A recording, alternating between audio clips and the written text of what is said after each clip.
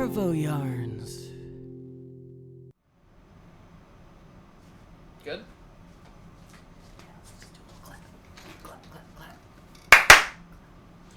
Hey. Dude. The sit with North Korea was really interesting as far as kind of the pseudo-nuclear talks went, because North Korea not assassinated, they executed all of the brokers in the deal, in the nuclear deal. They assassinated them on like Thursday or Friday by firing squad, and it's just funny how when in a way it kind of parallels what you were talking about earlier about a government paying people to be criminals as long as it's criminals in other places, because it's fortuitous for them. It kind of goes into the same vein of, okay, America's gonna like act like North Korea is like somewhat good, and we're just not gonna like for this brief moment talk about how fucked up they are in so many ways, or at least their government is, for the hope of something to come, right? And then nothing came of it, and then the very people that were at those talks to maybe like get a better future for North Korea, although I think it was pseudo to begin with. I don't think anything was really going to happen. They get executed, and the reason I don't think anything was ever going to happen was because if you look at it from like a geopolitical standpoint, the only way that you can have an impressive dictatorship like the likes of North Korea, which literally isn't anywhere else in the world now, is if you have nuclear weapons and you could threaten to use them. Because then it's like, okay, well, we don't want that level of destruction to happen, and so they basically can't invade. But I mean, it's gonna happen eventually. I mean, where North Korea is gonna fall, and I wonder how it's gonna happen. I could actually see China being the people to invade North Korea. Like if the Kim dynasty gets, if there's a coup for the Kim dynasty,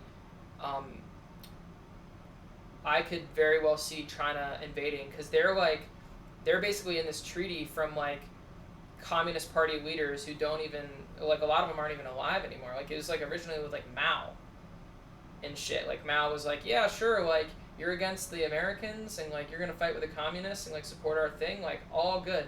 And then they did this like weird cult shit, and then it was like, well, it still benefits us to like basically support you. But like Xi Jinping, he's never even been to North Korea.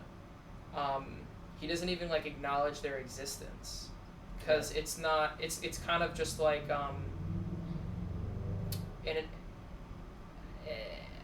it's like a an unconsensual inheritance at this point. I wonder if China will just come in and clean up the mess. Yeah. Well, in like these situations, like sort of like you're saying, it's like what do you do? Like they have some nuclear weapons. Like, do you just wait it out? Do you just like assume it's going to fall under its own weight someday? At some point, right? It will. I mean, like I guess that was the strategy the Americans sort of pursued in like the Cold War, where you're just like, well, we'll just try to like outspend them.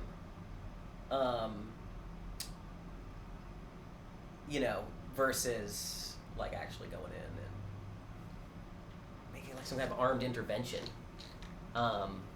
Yeah, I don't know. I mean, it's crazy. Like what you're saying, like the firing squad thing definitely puts Trump in a weird position, because it's like, how do you even show up at like the next like negotiations like with that kind of like hanging over? Oh, I don't think it'll ever happen. People, it's like I don't remember you from last time. I mean, not that Trump would remember them anyway, but yeah, it's like it's hard to so I don't know.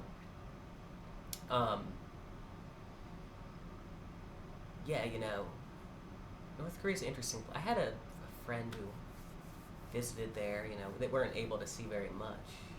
Did they go to China and go through China to do one of the tours? Yeah, maybe that's what it was.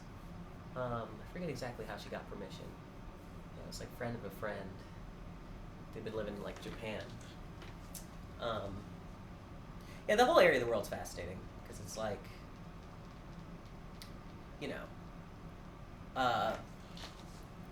South Korea is like amazing. Have you ever been? I went out to airport once, and Never had the pleasure. I suppose the South Koreans gained my respect simply because at their airport there were like free places to like lie down and like take a nap. That is None of this like seriously obsession underrated. with like having like fucking chairs everywhere, people sleeping in chairs. Like, they actually had a place to lie down.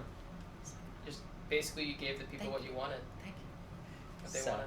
They clearly know what they're doing. It is really funny how certain cultures will really excel in certain parts of the human condition, which by and large everybody would consider essential. Like laying down is not something that's unique to Asian people, obviously.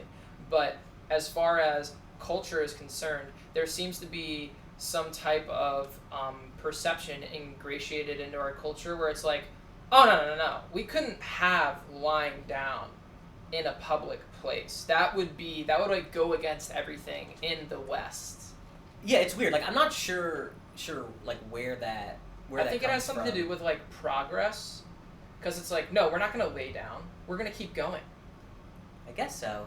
I mean, Arvoyarns.